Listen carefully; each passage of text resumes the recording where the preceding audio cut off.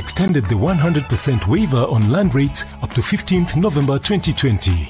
So, collect your invoice from our cash office at Times Tower Banking Hall or City Hall and Makadara offices and pay today only through the Nairobi County Revenue Collection account at Cooperative Bank of Kenya. You stand to gain 100% from the 100% waiver extension.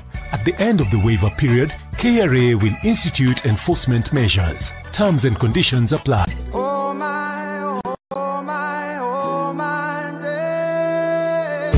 Life is wonderful. Life is wonderful.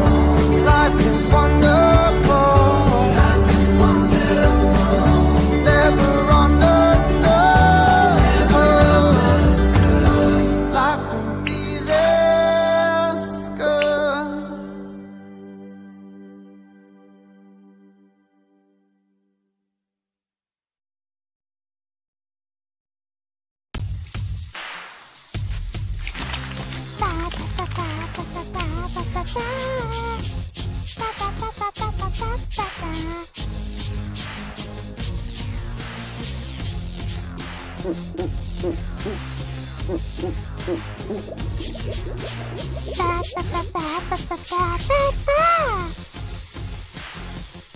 Nawa mikono kwa sekunde 20 kama Elmo.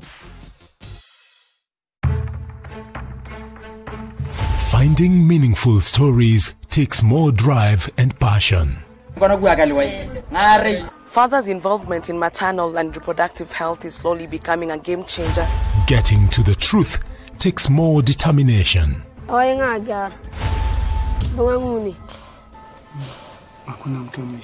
Hakuna. Nilikuwa kilio changu ni watoto wanapata shida chakula. Lakini nimeona Kenya yetu watu wamenishika mkono. Finding real solutions takes more understanding. Shortage of teachers, lack of textbooks. Afadhali mtoto awe chini ya miti badala ya awe na chupa ya glue kwa mapua. And NTV investigates leads to impact. This building here has got its fair share of criminals. Who are these COVID billionaires? Corruption related to PPE, it's actually a murder. So these are patients with cerebral palsy. From what I saw being aired in NTV, it really broke my heart. NTV, stories that impact you.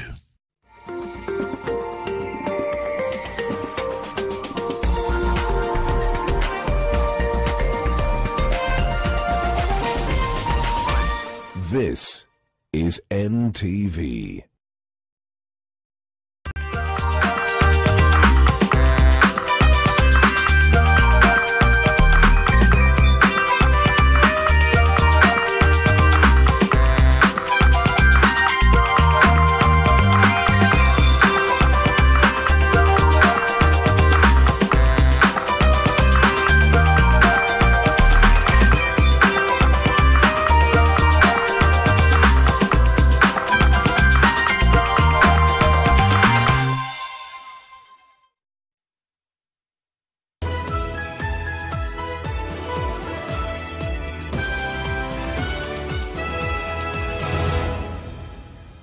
Well, a very good afternoon to you. Thank you for joining us. You're watching NTV at One. My name is Zainab Ismail. We're following up for you a number of stories making headlines across the country, including what is happening in Nakuru, where about 68 students and 5 teachers at Bahati Girls Secondary School have tested positive for COVID-19.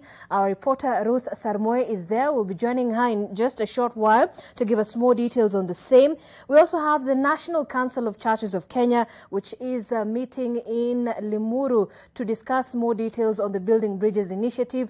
Vincent Odwor is also on standby. We'll be joining him live as well to give us more details of that meeting. And Education Cabinet Secretary Professor George Magoha is also in Murang'a County, and of course he'll probably be speaking on a number of issues with regards to the COVID-19 situation in schools. Martin Moura is also on standby. We'll be joining him in just a moment.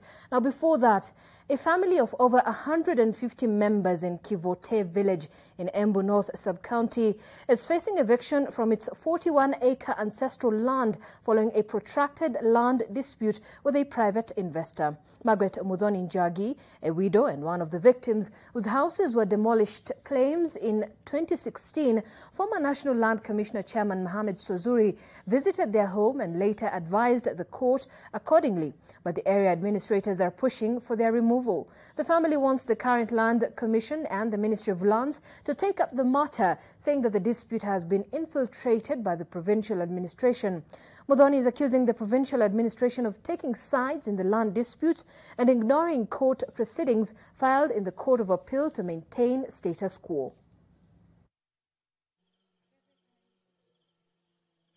Mimi niliolewa hapa in 1977.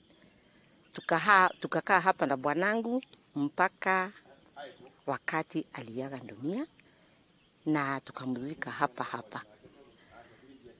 Last week nilishangaa wakati niliona watu, wakati niliitwa na chief akaniambia natakikana kwa afisi yake na nikaenda huko.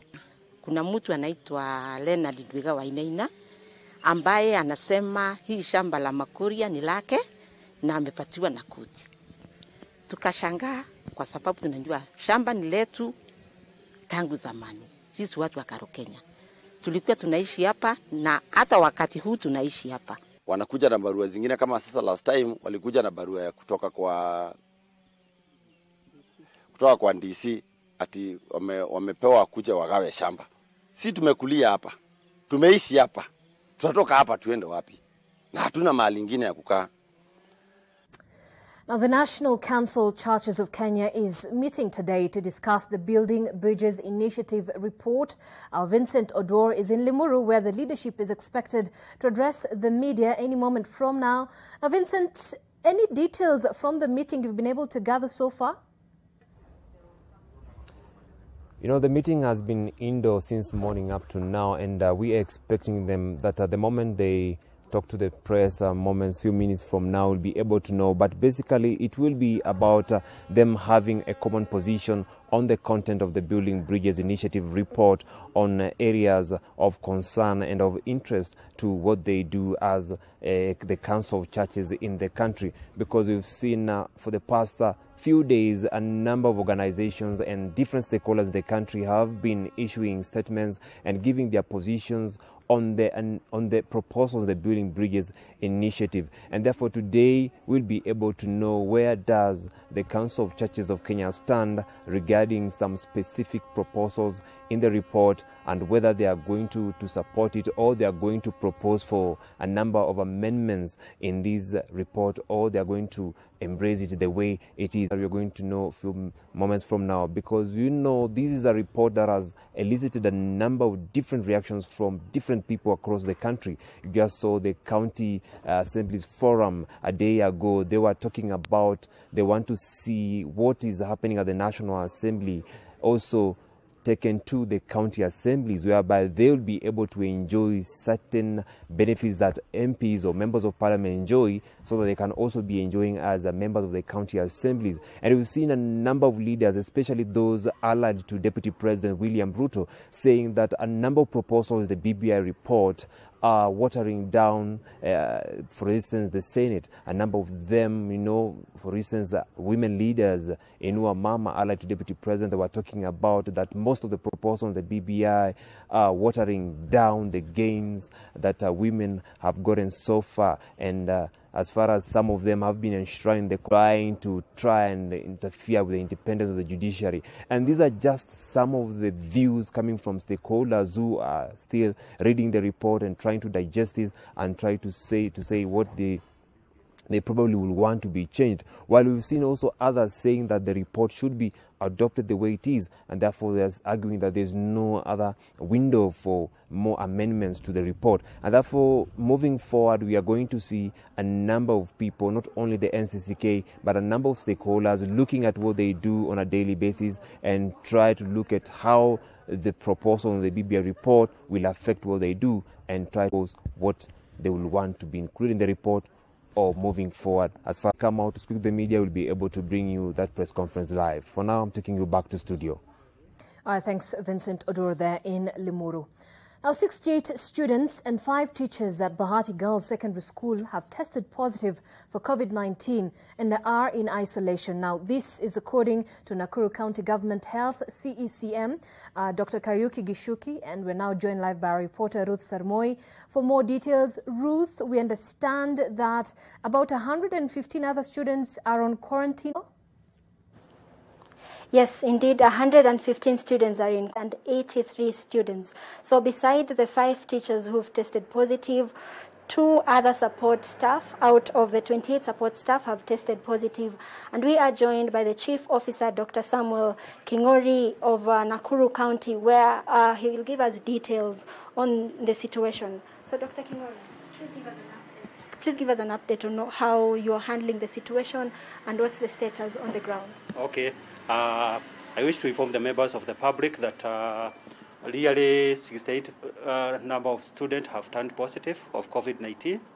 And 5 staff have also turned positive, and the 2 supportive staff.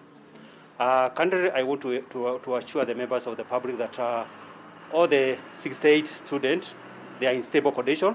They are within the school. We have already turned the institution to be an isolation center, and we are managing them from the institution. I also wish to inform the members that the only one girl that we brought to PGH, she is already in stable condition. We are currently going out to all the schools. We are already training the staff. We are also sensitizing the students in the entire county, both primary, secondary, and also TFET at the universities, so that we can improve the capacity and also prevent the spread of this COVID-19. Yes. Finally, what is we understand the country, as a country, we are at 16% as the positivity rate. So what's the positivity rate of Nakuru County and also mortality rate? Okay, Nakuru County positivity rate is 11%. Below the national level of 16%. And when it comes to the case fatality rate is 2%. That means that it's only 2 people who may die out of the hardy population. Yeah. The other issue is about the attack rate. The attack rate of Nakuru County starts at 141 per 100,000 population. Yes. Yeah. So, well, you've heard it from Dr. Kingori, Dr. Kingori, and we are going to follow up on this situation of COVID-19 within the county, as you've had a total of about 75 people. Today visited Kirinyaga and Murang'a counties to assess learning and support of desks to schools. The CS said the school and examination calendar will be reviewed to ensure the learners do not lose another academic year. We have our correspondent Martin Waura on standby for more details. Martin? Yes, thank you, Zainab. As you have rightly said, yes, the Cabinet Secretary was here in Murang'a and in Kirinyaga County. As you have said, yes, we had a moment with him where he was able to give a few issues concerning the ministry. One, he was categorical and said that the desk program, which he was inspecting, will go on. You know, there has been a hullabaloo about the competitors, those who are given the tender have not been paid. Magoha he was categorical that the government has money and will be paying them by Friday this week. Something else that the CS mentioned is about the education calendar, as you have said. He said, yes, this year for the other learners, it is what he termed as a wasted year. And he told parents to prepare for next year, January the 3rd. Actually, he even gave a date, January the 3rd, where the other students will go back to school. But for those who are still in school, he said that there are no plans to close, but urging all the learners, those who are in grade 4, and the candidates doing KCSE and KCP, and the teachers to continue observing the Ministry of Health guidelines as given by the Ministry of Health to ensure that no learners are continuing to be infected by the COVID-19. As you are aware, so many schools